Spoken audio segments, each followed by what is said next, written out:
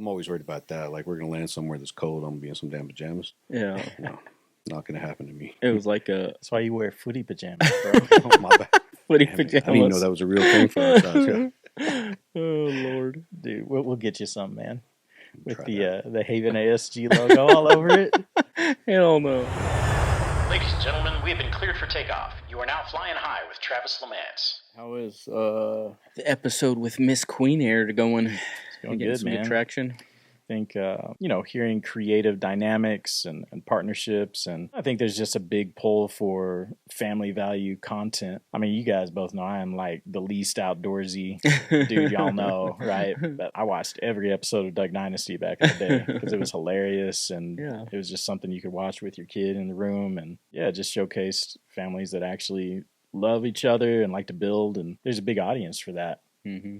So I think that really pushed the engagement on that one. And I remember seeing a comment somewhere. After this, we'll get good about this. So if you have a question, email Dubb@flyinghigh.com if you have a question for Travis on any of the episodes, and we'll start to answer those. But I remember seeing a comment somewhere. Do what? 2 B's. D-U-B-B. Oh, yeah. D-U-double-B.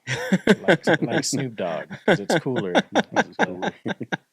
But, I remember seeing a comment somewhere where a guy was talking about how he had just had twins. I was asking about like what it's like to navigate two different personalities at the same time. Mm-hmm. It sounded like he was a first-time dad too. So what's that like, man?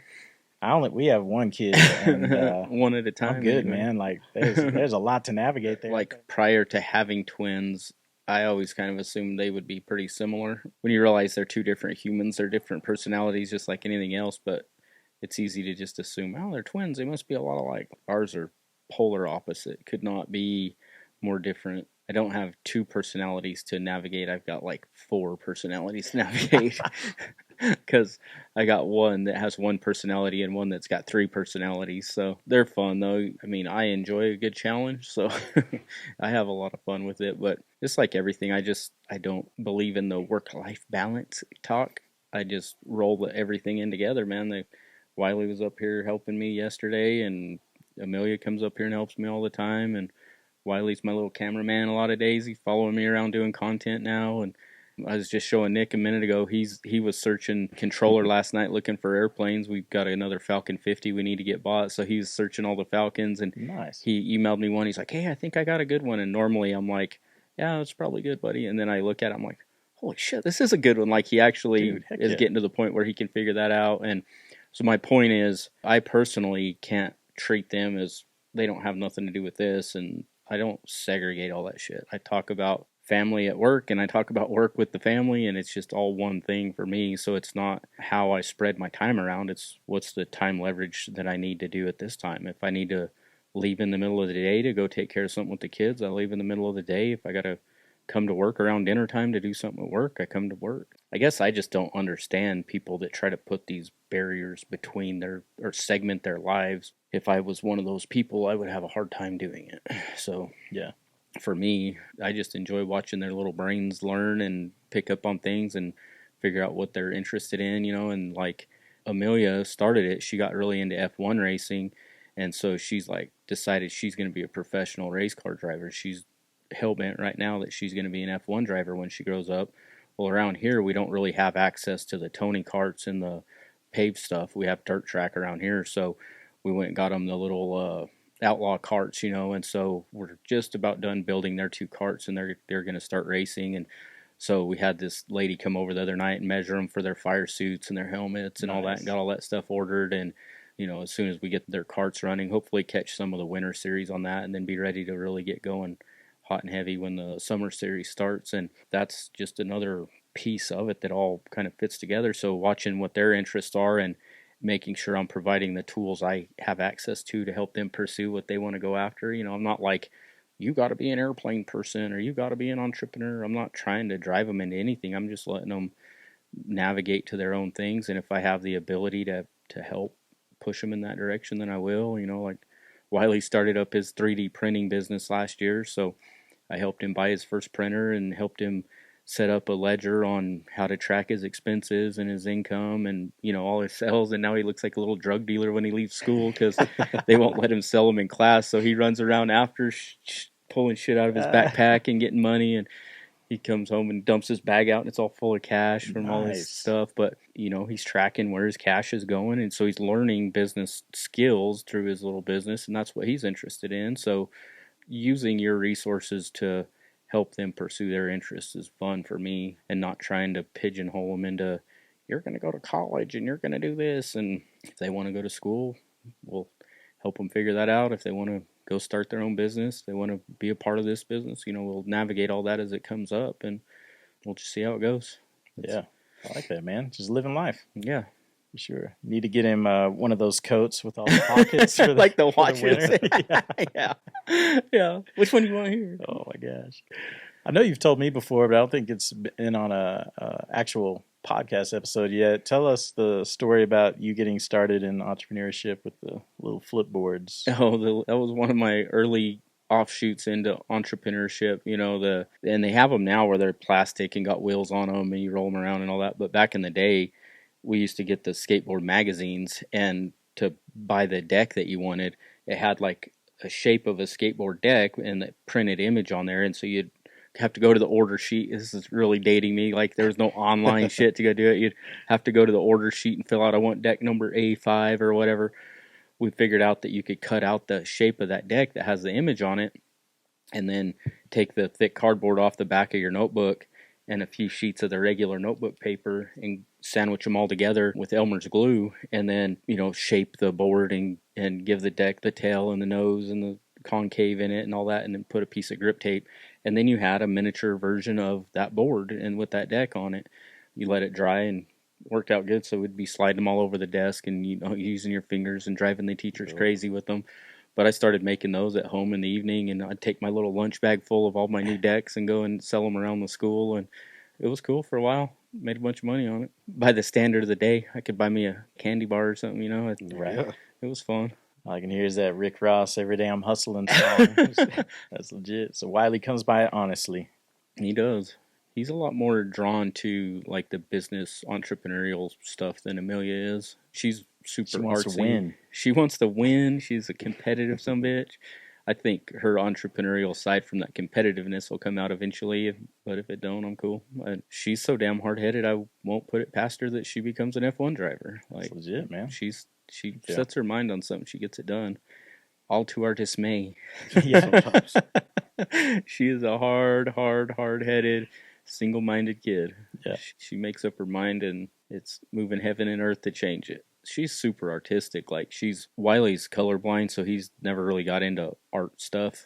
He's more into mechanical things and helping me rebuild shit, and he's all into this business stuff. But she's like into drawing and painting and artsy stuff, and they're just very, very different people. Just no different than we are, you know, just because they happen to be twins. You know, one of the funniest questions I get all the time, obviously we've been talking about them a lot. One's a boy, one's a girl. Right. Are they identical? You would not believe how many times I get that question and try not to laugh in people's face. Oh my Probably not.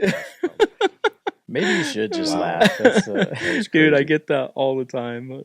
Oh, you got twins? Yeah. They're standing there. One's very obviously a boy and one's very obvious. Oh, are they identical? No, they're not. Wow. Are you blind? How many kids do you have, man? 2. Yeah, they're both. I started a little early. Are they than identical? Travis. Yeah. Are they identical? Sometimes not at all. Actually, yeah, they're a lot like Travis's twins. They're very, very different.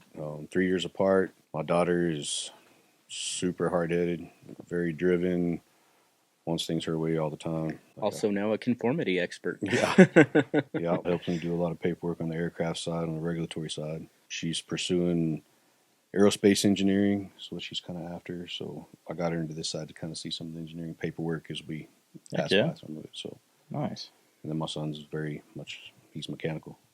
Yeah. Likes to tear stuff up, put it together. He's always wanting to modify shit that shouldn't be modified. I'm different than him on that side of it. I'm like, son, they make something that'll fit that and it'll work properly. He's like, nah, I like the way this sounds better. So I'm going to go in here and try to make all this shit that might work. I'm like, you're killing me, bud. So yeah, but he enjoys that side of it. We spend a lot of our time in the garage tinkering with whatever play toy he has at the time when we're hanging out together. So nice. What's the latest project y'all worked on? he has he decided we bought a new house and it's a little bit further outside of town. So he's like, "Hey, I want to sell my truck, Dad, and I want to buy this little hot rod Volkswagen Jetta GLI. It's a little turbocharged 4-cylinder.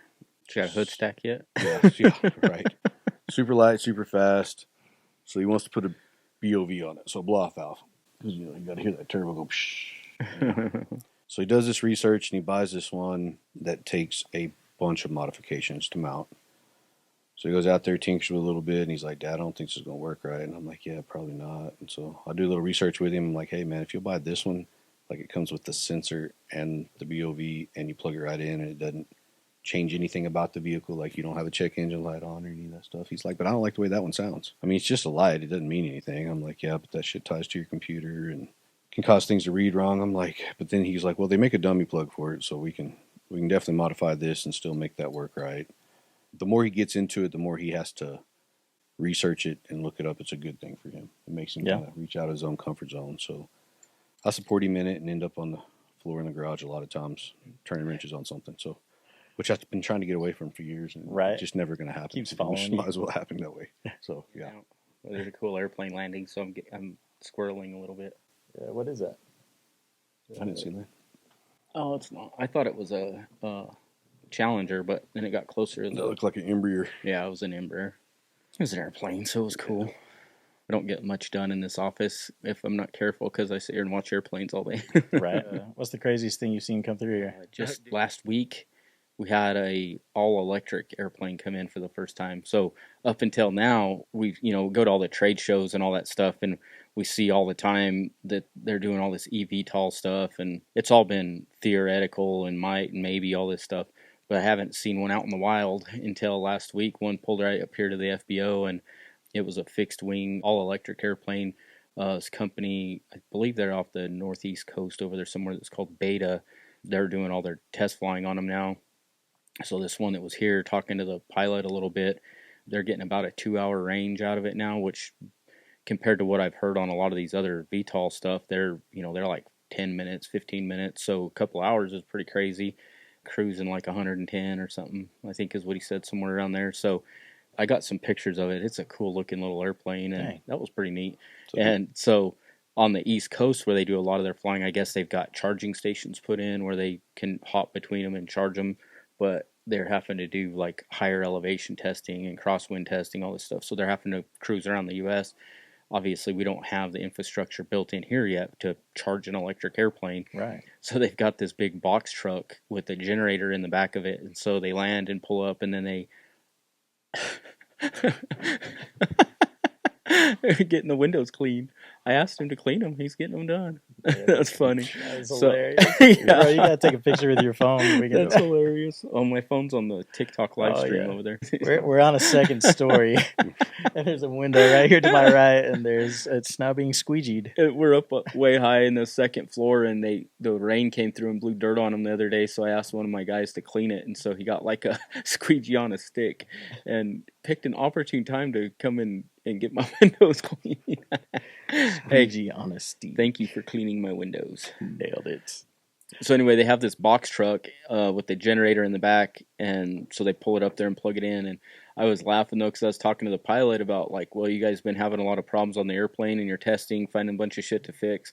He's like, no, man, like, we hardly ever have anything break on the airplane, but we can't keep this fucking truck running long enough to follow us around. So I guess they were having problems with the box truck, but I was laughing. I was like, they've got a test airplane that they're trying to do all this stuff with, and they can't keep the charging vehicle running right or something. I don't know. I didn't get any particulars on what was going on, but the airplane was freaking cool. It's gonna be neat to see where it all goes between the, right now, SAF, which is a environmentally friendly fuel they've been testing for years now.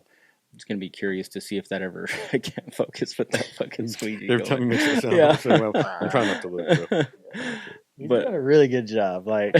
Well, I'm very glad he's accommodating my request. That guy's a really good hand, though. Yeah, he is. He's a good dude. I haven't even looked out there, but I know who's doing it because it's getting done. 100%. But it's going to be interesting to see how the electric does versus the SAF fuels, and whether that all goes out the window and they just keep burning jet fuel. I don't know, but that was pretty neat. We had a Gulfstream 650 in yesterday. That was freaking sexy airplane. They're just cool. 550 today. Had a Challenger 350 in this morning, and that's one of my favorite things about Yeah, having the FBO open is just getting to see all the cool airplanes every day. We got a lot of cool stuff in and out. Had a little Robinson in here doing some tours yesterday. It was pretty cool. This episode is brought to you by Haven ASG. Looking to buy your first private aircraft or upgrade your current bird? Travis and the team at Haven Aviation Services Group has you covered. From finding the jet of your dreams to selling your old model, our expert brokerage teams handle every detail, connecting you to the right deal for the right aircraft every time. Visit havenasg.com/flyinghigh today for your custom experience to begin. Again, that's havenasg.com/flyinghigh, or just click the link in the show notes. Now back to the show. To be fair, I'm a big Elon fan in a lot of areas, but Yeah. I do think the X rebrand is one of the most unsuccessful rebrands of all time. Everyone still calls it Twitter. 100%, man. Yeah. And what do you call it, like, when you make a tweet? Is it something different now? X-post. Yeah, see, that It doesn't roll off the tongue. I just X-posted. Well, if he gets his way and it's the everything app, it's just going to be X. You don't need to clarify what you're talking about. The engagement on it's been hard for me. Like, I post and interact with it common enough and often enough. I don't know. I'm just not fun enough for X, I guess. My engagement and stuff's not been great on there, but I love the platform and love what he's doing with it, but I haven't found a lot of success using it yet. But he's adding, you can do direct messaging and calls right through X now. He's got X money on the way, and then all the social media stuff. And I think Elon does what he puts his mind to, and he wants it to be the everything app. So I think he'll get there for sure. No, I definitely like the community notes on there where now people can tag that right away and call out bullshit on it. And now every post has the Grok up there in the corner, so you can use Grok to vet it out. If you're like, what, is this real? Is this bullshit? You can hit Grok, and it'll help you identify if it's AI generated or if it's a BS or if it has some truth to it or what. And then now their algorithms all running through Grok, so it's some crazy number, like 100, probably off on this number, but like 100 million posts a day or some shit that Grok reads every one of them and then prioritizes which things it thinks you're going to enjoy to make your experience better. And you got some cool stuff going with it. Grok, if you're listening, everyone would enjoy the Flying High podcast. We're just going to go in there and program Grok. Yes. The real question, though, is if you're using AI to vet whether or not something is AI, how long does that last? Not long. Before it's like, no, it's totally real. Yeah. You can see just watching all the different social media feeds how much is AI generated now. Oh my gosh. Like, so it's much. Not only the images and stuff, but even the posts. You can tell the writing style of a lot of people that you can train AI to write just like you if you know how to do it. But most people either don't know or don't take the time. They just generate, like, you didn't fucking write that. Yeah. What the hell? Like copy and paste. Yeah, they just tell me something cool and it gives them some random shit. That's getting really annoying. I'm hoping that'll clear up because you're not getting any genuine thoughts from any of those people. It's just engagement mining. So the biggest question is Elon Musk an alien? If anybody on the planet is, I got my money on him. Yeah. Some bitch is hella smart and does all kinds of crazy stuff. He's all at the same time. Yeah. It's ridiculous. It is pretty phenomenal what and has time to shitpost still. Right? He's constantly shitposting on X and hilarious. Still has time to run all these billion-dollar companies, and it's pretty crazy. Yeah, if there is an alien among us, there you go. Speaking of alien among us, have you watched the Age of Disclosure documentary that came out a couple days ago? I've not. Oh my gosh, dude. It's crazy. Yeah? Super good. Man. Yeah. He has like 30, 40 top-level military and political people on there, all on the record saying this ain't no bullshit. Like, we've got craft, we've got bodies, we've got technology. All the way up to Marco Rubio is on there freaking talking about how this is all real and this is what we got going. We've been hiding it for 80 years and it's time to talk about it. So it's either the biggest psyop to get us looking away from something else, or they're finally getting ready to come clean. I don't know what. It's hard to know where it's going, but that's very true. It's one of the few alien documentaries that I've seen that's not like all kinds of crazy people like the tinfoil hat guys talking about what they think. This is like legit mainline people, and put whatever weight you want on the politicians' opinions. I put a lot of weight personally on these generals and admirals, and those are traditionally men of very high integrity. They're not going to go ruin their reputation by saying some bullshit. And you get people at that level out there talking about it. It's pretty crazy. Yeah, I would lean that direction as well. I think the part where I get a little jaded or skeptical is if they're deciding to release all that like right now, and it's not making as big of a splash as you would think. Everyone's like, yeah, we've known for a decade, people. Yeah. Old news. Yeah. And so it's like, I think that some of what they're saying is true. I wonder if they're adding things to the narrative that aren't true for a specific end, or if there's like an agenda in there. Well, we're all so jaded now that until a little green man jumps off of a spaceship right in front of us, we're not going to believe it. Yeah. Even the video you can't trust anymore. And even a lot of these people that are saying this, who knows how much they're being fooled. And there's so much crap that goes on nowadays. It's hard to decipher through it. But I think you're kind of desensitized anymore. Yeah. Like if it did happen, you'd be like, oh yeah. Somebody said something about that one time. So. What's up, Marvin? Yeah, whatever. You never know what the hell's going to happen anymore. No, we all saw Independence Day. Yeah, exactly. You just fly up the middle of the ship and blow it up. That's it. It's time for Will Smith to redeem himself. Yeah, that's it. Get Will out there chasing after him. But it's good. It's worth watching. It's not overly sensational like some of the documentaries, but that's also why it seems legit. Yeah. It's like, this is what's going on, but not a bunch of hyperbole and hypothesis. And it's just a lot of people saying this is what has been declassified that we can talk about. So sounds like some good Thanksgiving weekend entertainment, man. Heck yeah. I'm going to have to rewatch it while I'm eating my turkey. There you go. Turkey, not turkin. No, we don't eat the turkins. Don't eat pets, guys. I don't know. That crazy Rodney. Is that not what she called him? That's my sister's is Rodney. What's ours? Stanley, yeah. I don't know why. I've never met my sister's rooster, and his name's Rodney, and I call ours his name all the time. Yeah. Stanley's on my list. Wouldn't mind throwing him in the pot. Yeah. Did you see where I think it was the transportation secretary came out and told everyone to quit wearing pajamas on the commercial airline? Yeah, bro, I saw that. I was laughing so hard. I thought that was pretty funny. And that is also my wife. So. Wearing pajamas on the... Hell no, dude. It's going to be a long flight. She's comfortable. Watching people get on airplanes is bad enough, but like going to a Walmart or something, and oh my Lord, I can't believe people go out in public like that. It's like, nope, I'm out. I'm not the pajamas in public kind of person. No, it's like your grandparents teach you, right? It's why you put on your shoes when you get out of bed. In the morning, or you wear clothes in case shit goes left field and you have to actually do something other than sit on the airplane. I mean, I'm always worried about that. Like, we're gonna land somewhere that's cold. I'm gonna be in some damn pajamas. Yeah, no, not gonna happen to me. It was like that's why you wear footy pajamas, bro. Oh, my bad. Footy pajamas. I didn't even know that was a real thing for our size. Oh Lord, dude, we'll get you some, man.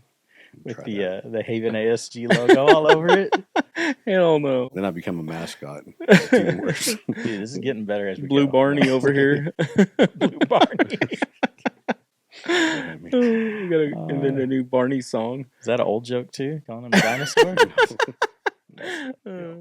The low-key dad win the other day. The kids' school was doing pajama day, and I didn't even know what was going on. But I pull up to school to drop them off, and there's all these kids walking in their pajamas. I was like, what the hell are all these kids in their pajamas? And the kids are like, oh, it's pajama day. I'm like, you guys aren't wearing pajamas? You know, I looked at them, and they're both like, we're not wearing those in public. I was like, yes! They're protecting the Lamance legacy. Yeah. No sleep. Team no sleep, these guys. Yeah. Me and Amelia are team no sleep for sure. So yeah, my mom does that every year at Christmas. You know, everybody's going to show up at 7 o'clock. Everybody's wearing matching pajamas. I come over in my pants, man. I'm like, I end up having to take out the trash or something after everybody's done opening the presents. You're like, you just show up in your birthday suit once and tell them that's your pajamas, and they won't ask you to do it again. That is true. Yes, sir. Probably not. Unfortunately, I think everybody's probably seen that too there. But anyway, we won't go down that road. Dubb, you guys do any crazy Thanksgiving stuff? No, it's pretty chill. So my best friend, Joaquin and Duo, he and his family are like from Mexico. And so they didn't have any Thanksgiving traditions. We started doing Thanksgiving with them. So nice. Yeah, we just hang out the Anduos and kind of switch up the cuisine, different stuff every year. So this year, brisket. So that's going to be delicious. Way better than turkey. It is better. Yeah, beef's always better, man. Yeah. We'll agree.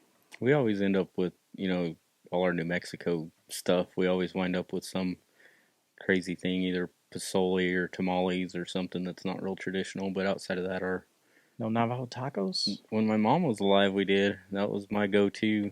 And Robin luckily learned how to make her recipe before she passed, so Robin can make some mean Navajo tacos. Heck yeah. We don't normally do them for Thanksgiving now. We do them for Christmas sometimes, and then we do them at our family reunion every year. So we get them a few times a year still. And then those are delicious. We open up the house for any of the employees that don't have somewhere. Some people have relocated and all that. So we've got a few employees coming over and some family and all that. So it'll Ted be fun. Lasso style, man. Hell yeah. It's a good show. Dude, that's a dang good show. I'm super pumped there's another season coming out. Yeah. Did you catch that? No. Dude, I know the premise sounds silly, but it is a freaking awesome show. It is. It might be. You're not selling me on it yet, bro. I know it sounds silly, so we're Apparently, silly and super awesome don't sell. Yeah. Do you know the premise behind it? That's awesome. So the idea is that there's a wife who got cheated on a lot by her billionaire husband over in England. And in the divorce, she gets the football team, which he loves. And she really wants to give it to him. So she goes out and hires a U.S. football coach to come coach English football or soccer. And she does it to try to destroy the team to get back at her husband. But Ted is just such an awesome guy, and he's just genuinely cares about people, is agenda free, and so he turns it all around, and the team ends up winning. And dude, it's freaking phenomenal. It's one of the best TV shows I've ever seen. Yeah. So wow. Yeah, it's hilarious. There's good principles and wisdom all the way throughout it, and man, the casting was great.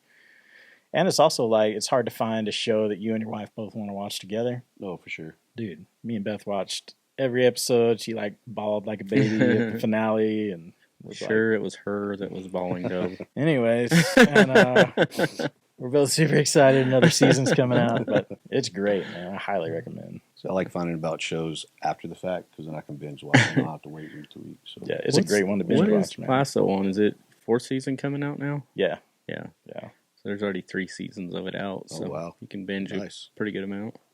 Yeah, we got stuck on the Shifting Gears and the Chad Powers ones right now, and they're new. So we were having to wait the full week in between. And oh yeah. Yep. Wiley was complaining about that the other day, why don't they just release it all at once? And it's back in my day. You had to wait for damn commercials too. I had a total back in my day moment. Yeah. I was you took a tape. You had to set the timer real perfect, record it. Yeah. Yeah, I would get halfway down my rant and I stop. I'm like, holy shit, that was an old man You're moment. that guy. Dude. But I was being more nostalgic. I was it was actually pretty cool to have to drive to Blockbuster and pick out a movie and a snack. And it was a whole thing leading up to it. And then and the kids are just listening. Yes, yeah, they were real enthused. They really cared. They're okay, I still want it all at once. Right. I'm they're saving time. Time is money. That's true. I spend more time watching previews of shows. Trying to figure out what I want to watch. I don't. I flip through them and watch one preview after another. I watch a lot of terrible shows because I just click on something, and once I start on it, it's pretty rare I'll give it up. Even no matter how bad it is, I've got to watch it. I hate it when there's a good show with a good premise and then it ends weak. Yeah. That's the worst, man. There's a lot of those. They kind of run out of ideas, and that Lost series, they never figured out how to go anywhere with that. It was just the show stayed lost. Yeah. Or they go the easy way out with, it was a dream. Yeah. Gotcha. Lame. Unacceptable. I really haven't seen that many shows like that either. Yeah. I don't sit down and watch chase TV the smoke monster around. Other than Sons of Anarchy and Supernatural, I think are the only two that I've ever really sat down and watched all the way through. Yeah. So, yeah. It cracks me up that shows like Finding Bigfoot make it with multiple seasons. And you're like, they didn't. Right. And yet there's enough of a market of hopefuls. It's like Oak Island one where every year they're chasing the treasure and I gave up on that one after a few seasons too, so I don't know if they ever found any treasure or not. I don't either, but I doubt it.